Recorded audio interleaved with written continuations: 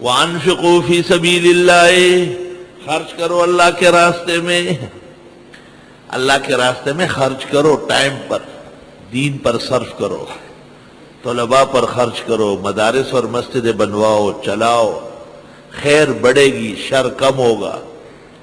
وَلَا تُلْقُوا بِأَيْدِيكُمْ إِلَى التَّهْلُكَةِ، مت ڈالو اپنے ہاتھوں سے اپنے آپ کو ہلاکت کی جگہ میں۔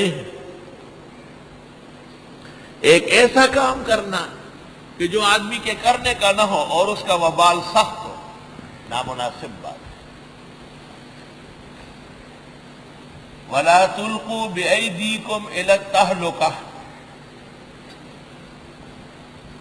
ایک آدمی ہوائی جہاز سے کودتا ہے اور وہ کمانڈو نہیں ہے، یقیناً نقصان اٹھائے گا۔ وہ دم دم چئی نورزی ہے اور لاس چئی خامار تھا اگور چمیار۔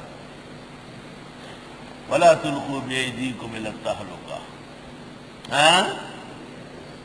وَأَحْسِنُوا، احسن علوم آؤ اور مسئلے سمجھو، احسنوا احسنی بنو، انفقوا اور پھر احسنوا، حاصل یہ ہے کہ جب خرچ کرنا ہی ہے تو احسن علوم والوں کو دیا کرو۔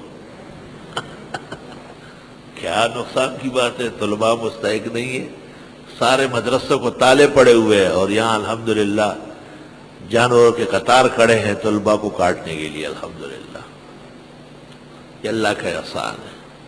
ان اللہ یحب المحسنین، بے شک اللہ بھی پسند فرماتے ہیں احسنیوں کو۔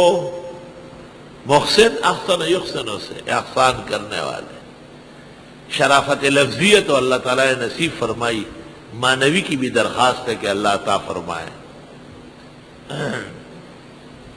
بات سن لو ذرا، فرمایا خرچ کرو اور احسان سے پیش آؤ، خرچ کرو اور اچھی نیت سے اچھی جگہوں میں دو تو ہلاکت سے بچ جاؤ گے۔ اشارہ ہے کہ اگر خرچ نہ کیا یا کیا لیکن غلط جگہ میں دے دیا، اس کا وبال یہ ہے کہ تم تباہ و برباد ہو جاؤ گے۔ آج جو لوگوں کو پکڑ کر مال لیے جا رہا ہے، گھروں میں ڈاکو اتر رہے ہیں، بینک کے راستے میں پکڑتے ہیں، بینک کے ساتھ سے ہی ان کے ساتھ چل پڑتے ہیں، اصل بات اللہ کے دین پر خرچ نہ کرنا ہے۔ وَأَتِمُّوا الْحَجَّ وَالْعُمْرَةَ لِلَّهِ، جب خرچ کرنے کی بات آئی اور احسانات کرنے کی تاکید آئی، پھر بڑی عبادات میں سے حج اور عمرہ ہے۔ اللہ تعالیٰ ایمان کے ساتھ، اعمال کے ساتھ، توبے کے ساتھ، اپنے احبا، محبوبین، اعزاء، اقربا کے ساتھ، جن کو ہم چاہے، جو ہمیں چاہے، ان کے ساتھ بار بار نصیب فرمائے۔ اور پورا کرو حج اور عمرہ اللہ کے لیے، حج فرض ہے، عمرہ سنت ہے۔ فَإِنْ أُحْصِرْتُمْ، اگر تم روک لیے گئے، فَمَا اسْتَيْسَرَ مِنَ الْهَدْيِ، بس جو ہو سکے قربانی۔ اگر حج کا احرام باندھا یا عمرے کا، جیسے حدیبیہ کے موقع پر سن 6 ہجری میں پیغمبر نے اور صحابہ نے احرام باندھا لیکن راستے میں روک لیے گئے۔ وَلَا تَحْلِقُوا رُؤُوسَكُمْ، اور مت مونڈو سر کے بالوں کو۔ کسی طالب کو بطور سزا کے تو کہہ سکتے ہیں کہ آپ بال منڈا کے آئے، ورنہ قانون اور داخلے کی شرائط میں سے، آداب میں سے نہیں ہے، غلط ہے۔ سر کے بال رکھنا سنت ہے۔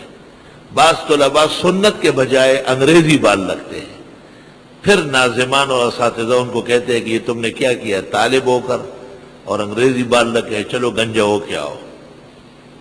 یہ سزا ہے، اور سزا یافتگان کے لیے سر منڈوانا ٹھیک ہے۔ میری گفتگو کا مطلب یہ نہیں کہ حلق الراس منع ہے۔ امام طحاوی نے امام اعظم سے اباحت یا سنیت نقل کی، بلکہ ہم اس سے اولا صورت سنت بال رکھنا، خواہ لمہ ہو یا جمہ ہو یا وفرا ہو، اس کی تاکید کرتے ہیں۔ اور یہ تو حالت احرام ہے جس میں سر کے بال رکھنا اور تمام جسم کے بال و ناخن نہ لینا یہ ضروری ہے۔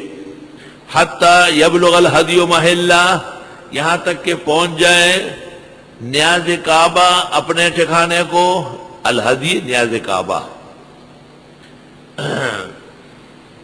فمن کان منکم مریضا او بہ اذی من راسہ، پس جو کوئی ہو تم میں بیمار یا اس کو تکلیف ہو سر میں، اور سر کے بال نہیں رکھ سکتا ہے، بخاری شریف میں ہے.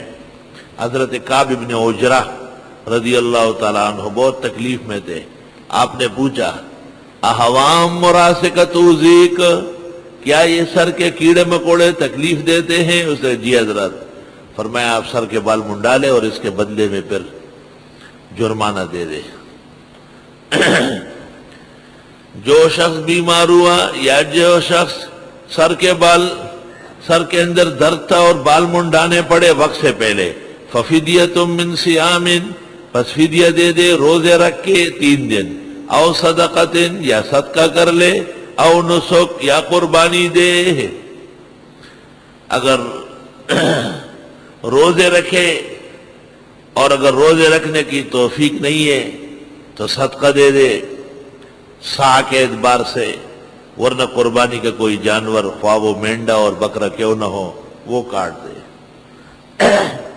فَإِذَا أَمِنْتُمْ، پس اگر تم امن سے ہوئے، فَمَنْ تَمَتَّعَ بِالْعُمْرَةِ إِلَى الْحَجِّ، پس جس کسی نے فائدہ اٹھایا عمرہ حج کے ساتھ کر کے، فَمَا اسْتَيْسَرَ مِنَ الْحَدْيِ، پس جو آسانی ہو قربانی، فَمَنْ لَمْ يَجِدْ، جو قربانی نہ دے سکے، فَصِيَامُ ثَلَاثَةٍ أَيَّامٍ فِي الْحَجِّ، پس 3 دن روزے رکھے حج میں، یعنی آخری دن عرفہ ہو، وَسَبْعَةٍ إِذَا رَجَعْتُمْ، اور 7 دن جب تم حج سے فارغ ہو جاؤ.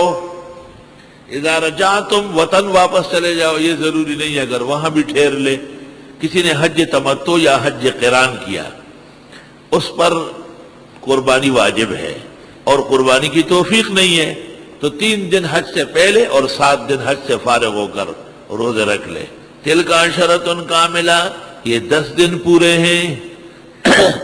ذالک لمن لم یکن اہلہ حاضر المسجد الحرام، یہ واسطے ان کے ہیں کہ نہ ہو باشندے مسجد حرام کے. اس سے علماء نے استدلال کیا کہ جو شوال یا ذیقعد میں عمرہ کر چکا ہے وہ حج تمتع یا قران نہیں کر سکتا ہے، وہ حج افراد نہیں کر سکتا. اور یہ ضروری ہے کہ کوئی ایسا شخص جس نے اشہر حرم میں عمرہ نہ کیا ہوا ہو تب جا کر کے وہ حج قران یا حج تمتع کرے گا. حج تمتع میں تو وہ نکلتا ہے اس سے، وہ کر سکتا ہے، لیکن حج قران میں ایک ہی احرام سے دونوں ہوتے ہیں. یہی فرق ہے حاجی متمتع ساق الہدی اور حاجی قارن میں، کہ حاجی متمتع ساق الہدی وہ ایک احرام میں ہوتا ہے، پہلے عمرے کا اور بعد میں حج کا، اور حاجی قارن 2 احراموں میں ہوتا ہے شروع سے ہی. انہ قرن الواحد بالثانیہ.